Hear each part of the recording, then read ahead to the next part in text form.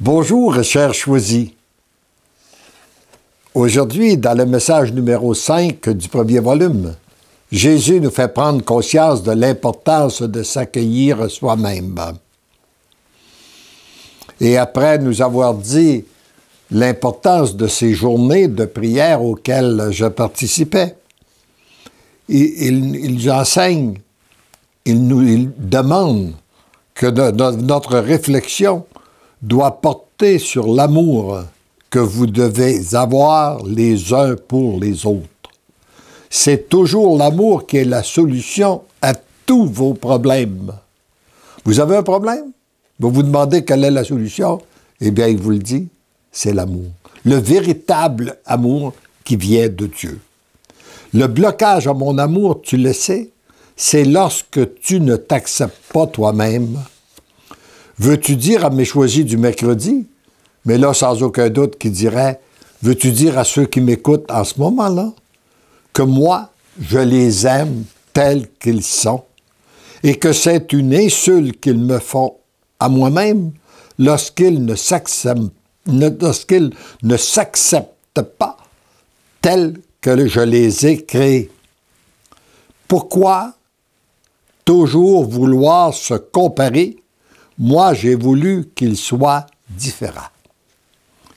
Nous nous émerveillons devant un champ de roses pour voir les différences qu'il y a d'une rose à l'autre.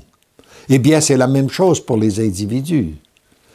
Et nous sommes tous différents parce que nous avons tous un rôle à jouer d'une façon différente et nous sommes complémentaires les uns les autres. Mais lorsque nous nous comparons, c'est une erreur de vouloir se comparer aux autres parce que nous sommes différents. Les charismes qu'une personne a, ce n'est pas les charismes de l'autre.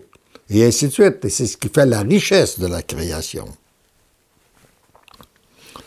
C'est comme cela, et puis il nous dit ici que lui, il nous aime tous différents. Eux, pourquoi voudraient-ils être comme quelqu'un d'autre? Moi, je les veux pas comme celui-ci ou celui-là. Je les veux comme ils sont.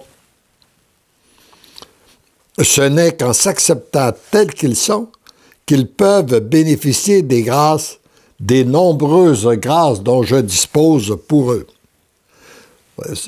C'est un enseignement très important. Dis-leur que mon cœur est brûlant d'amour pour eux, que je veux faire éclater mon amour pour chacun, et surtout entre tous les participants à ces journées de prière. J'ai enseigné qu'il n'y a pas de plus grand amour que de donner sa vie pour ceux qu'on aime.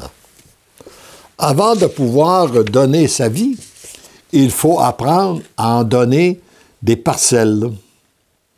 Vous avez la générosité de donner votre journée pour la prière. Je vous demande de donner l'heure de réflexion communautaire pour les autres.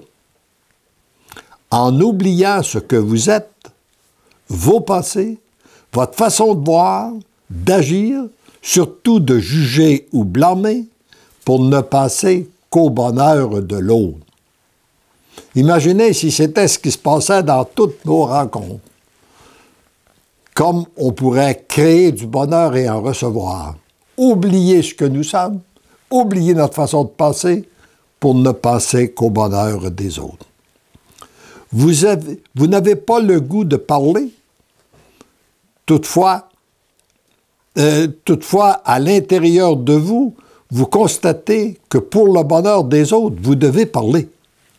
Eh bien, acceptez de parler. Vous avez le goût de parler, mais vous savez que pour le bonheur des autres, il est temps de vous taire. Acceptez d'attendre. Et lorsque vous écoutez quelqu'un qui parle, ayez pour lui des sentiments pleins d'amour. Vous êtes à l'école de l'amour. Je vous ai choisi. J'ai besoin de chacun de vous. Ce n'est pas ce que vous faites ou dites qui est important, mais bien l'amour qui habite chacun de vos cœurs. En d'autres termes, un autre tantôt, il nous dit, ce n'est pas ce que tu dis ou fait qui est important, mais qu'est-ce que tu es? Et lorsque tu deviens un être d'amour, ça permet à l'amour de Dieu de passer librement à travers toi pour rejoindre les autres. L'ennemi cherche à détruire ces journées de prière. Il serait très heureux d'y arriver si vous vous laissiez aller à la critique, au jugement, ou même à des pensées négatives envers l'un ou l'autre. Alors, voyez-vous, lorsque nous sommes dans le jugement, dans la critique, ou même lorsqu'on entretient des pensées négatives, on empêche l'amour de circuler dans les cœurs. Je vous confirme, ma Sainte Mère, placez-vous sous son grand manteau et l'ennemi n'y pourra rien. Je vous aime. Alors demeurons sous le manteau de Maman Marie. Elle intercède continuellement pour nous afin que l'amour de Dieu notre Père puisse circuler en nous, autour de nous et à travers nous.